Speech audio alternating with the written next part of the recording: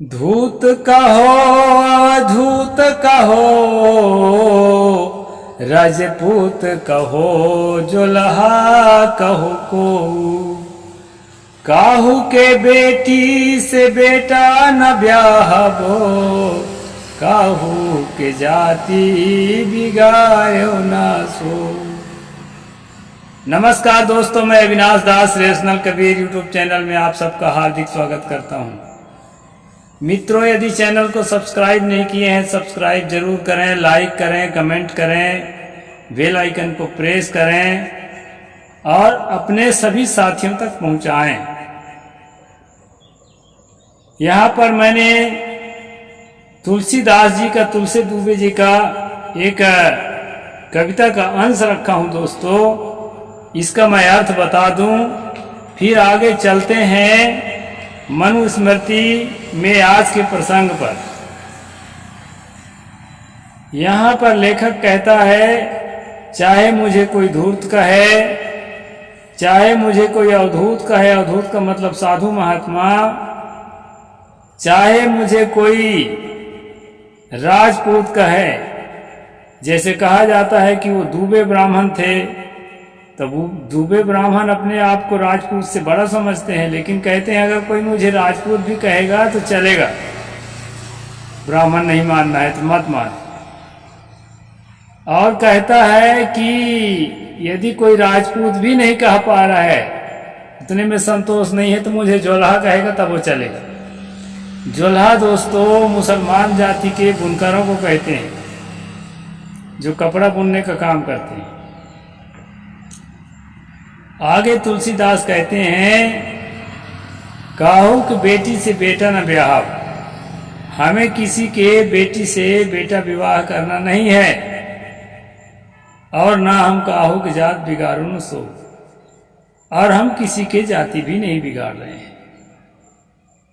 यहाँ पर लास्ट वाला जो लाइन है दोस्तों, जाति बिगाड़ने वाला, ये मानसिकता भारत में बहुत काल से चली आ रही है। कोई व्यक्ति जिस जाति का माना जाता है उससे हट करके अगर दूसरे से विवाह किया तो उसको अपराधी की तरह उसके साथ ट्रीट किया जाता है। और यही कारण है कि लव मैरिज प्रायः सफल नहीं हो पाते, अधिकतम जो है टूट जाते हैं। इसमें कोई दैवी कारण, इसमें कोई लगन मुहूर्त का कारण, इसमें कोई गुण मिलाने का कारण, इसमें से कोई कारण नहीं होता है। इस सारे के सारे कारण ढोंग और ढकोसला हैं और अंधविश्वास है दोस्तों। उसमें एक ही कारण होता है कि सफल तो होते बेचारे, लेकिन उनको सफल होने नहीं दिया जाता। एक कारण कभी कभी और काम कर जाता है, वो कारण ये है कि जल्दबाजी में सही निर्णय नहीं ले पाते हैं, ये वह क्यों होती, एक दूसरे को ठीक से परख नहीं पाते हैं। तीसरा कारण ये भी होता है, हर आदमी के अंदर अहंकार होता है। अरे कौन सा तेरे को विवाह करके लाए हैं, ऐसे तो हो गया है संबंध और किसी से हो जाएगा, ऐसे करके न्यूट्रल ढीला हो जाते हैं, इससे भी संबंध टूटता है। तो संबंध टूटने के कई कारण हैं। संबंध तो ऐसे लोगों को भी टूटते हुए देखा गया है जो हजारों लोगों के बीच में अपना पाणी ग्रहण करते हैं, तो ना किसी लगन मुहूर्त के कारण, न किसी शकुन अपशकुन के कारण, न किसी ग्रह नक्षत्र के कारण, ना किसी कुंडली मिलान के कारण संबंध नहीं टूटता है दोस्तों। आप बिल्कुल बेफिक्र हो जाइए। संबंध टूटने का खास कारण ये है, सबसे बड़ा कारण, कि उनका संबंध लोग बनने नहीं देते हैं, उनके साथ अपराधी की तरह ट्रीट करते हैं। इसलिए बहुत ज़्यादा परेशान होने के बाद हिम्मत हार करके संबंध तोड़ देते हैं।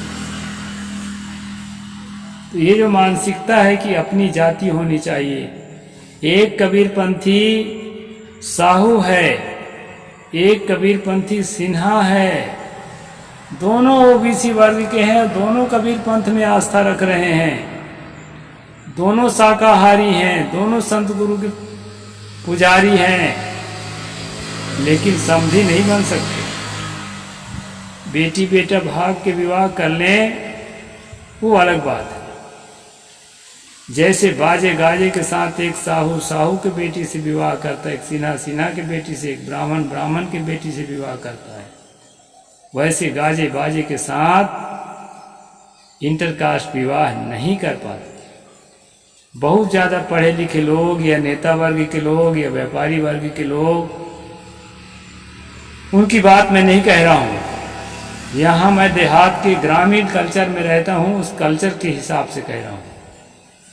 तो साथियों, ये कल्चर पैदा कैसे हुआ, इसी पर आज हमारी चर्चा है। आज से 400 साल पहले करीब तुलसीदास हुए हैं। 400 साल पहले इस प्रकार की बात कह रहे हैं कि हम किसी की जाति थोड़े बिगाड़ रहे हैं, किसी के बेटी से अपना बेटा विवाह करके। तो जाति बिगाड़ना मतलब अंतर जाति विवाह करना। तो इस तरह ये भावना कहाँ से उमड़ कर आई है दोस्तों, इसकी पड़ताल हम मनुस्मृति के माध्यम से करेंगे। कल मैंने बताया था कि एक पुरुष एक से अधिक पत्नी जब रखता है और दोनों पत्नियों की जाति अलग अलग होती है, तो जो पत्नी अपनी जाति की नहीं है, अपने से छोटी जाति का है, उसके लिए वस्त्र आभूषण जो है उसी हिसाब से लेना चाहिए जिस जाति से वो आई है, क्योंकि सम्मान में बराबर का अधिकार अपने से छोटी जाति की स्त्री को नहीं है, चाहे वो भले पत्नी के रूप में उसको विवाह करके लाए। इस प्रकार जो नियम था मनु जी का, उसको मैंने कल बताया था दोस्तों। श्लोक नंबर 87-88 9वां अध्याय मनुस्मृति। आज आगे चलते हैं, मनु और क्या कहते हैं। काम मामरणातिच्छेद गृहे कन्यर्तुमर्त्यपि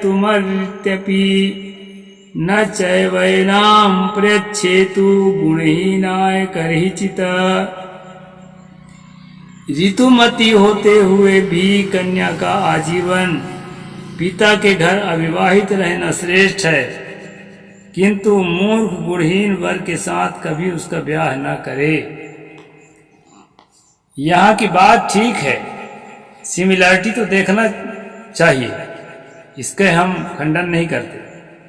यहाँ मनु जी कह रहे हैं कि ऋतुमती रजस्वला होने के बाद, मासिक धर्म शुरू होने के बाद जो है जीवन भर अगर कन्या को माता पिता के घर में रहना पड़े तो रह जाए, लेकिन अयोग्य वर से विवाह नहीं करना चाहिए, गुणहीन और मूर्ख के साथ विवाह नहीं करना चाहिए, ऐसा इसमें श्लोक नंबर 89 में मनु ने कहा।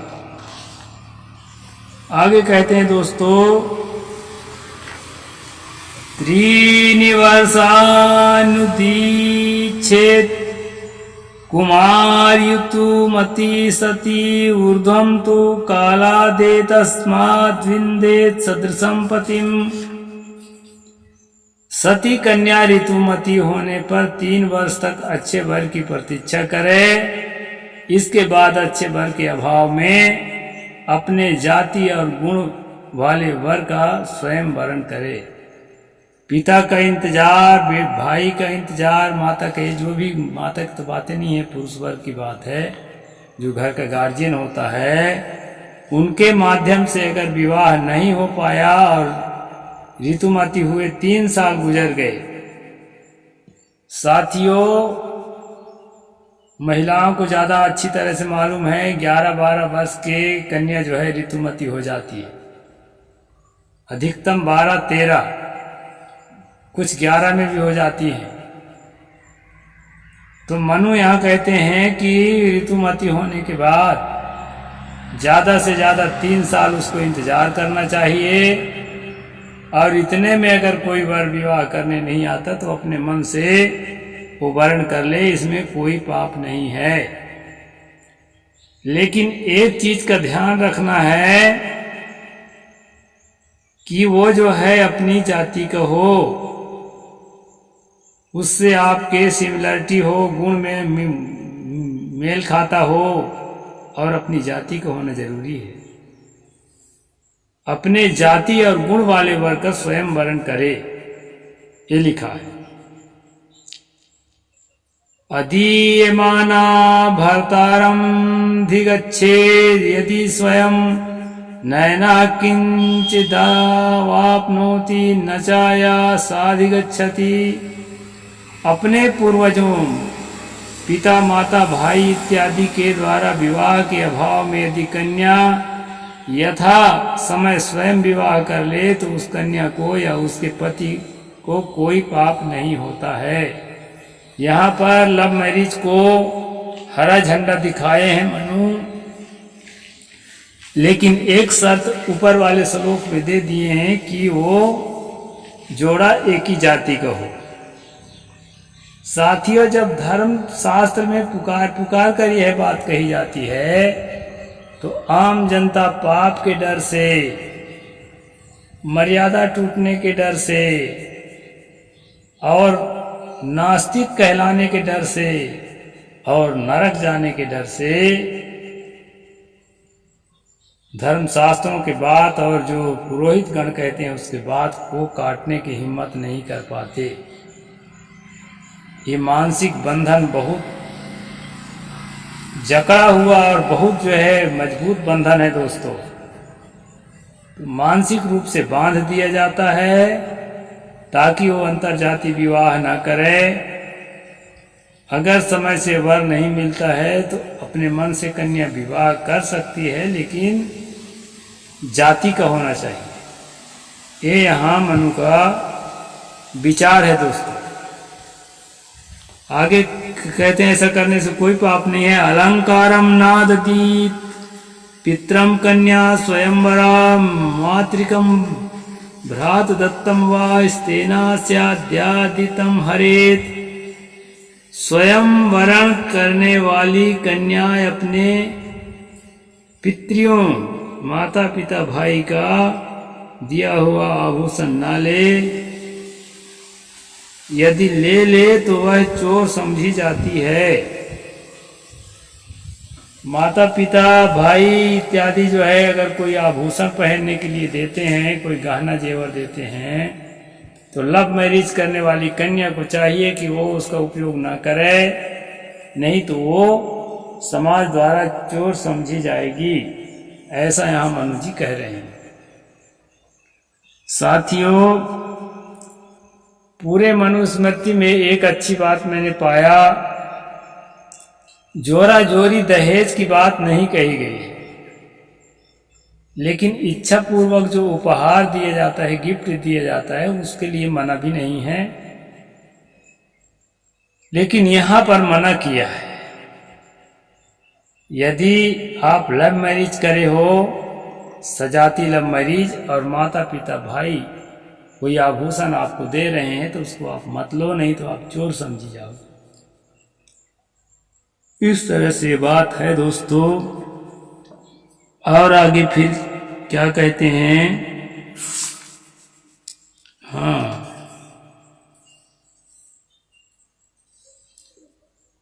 पित्रेना दद्यात् शुल्कम तु कन्या ऋतुमती हरन सही स्वाम्य दातिमा में दतुना प्रतिरोधनात्। ऋतुमती कन्या से विवाह करने वाला उस कन्या के पिता को शुल्क न दें, क्योंकि ऋतुओं के प्रतिरोध से अर्थात संतान उत्पत्ति के निरोध से उस कन्या के ऊपर उसका कन्या पिता के पिता का स्वामित्व नहीं रह जाता है। पिता को शुल्क ना दें। अच्छा, ये शुल्क देने का विधान कहीं कहीं छत्तीसगढ़ में है।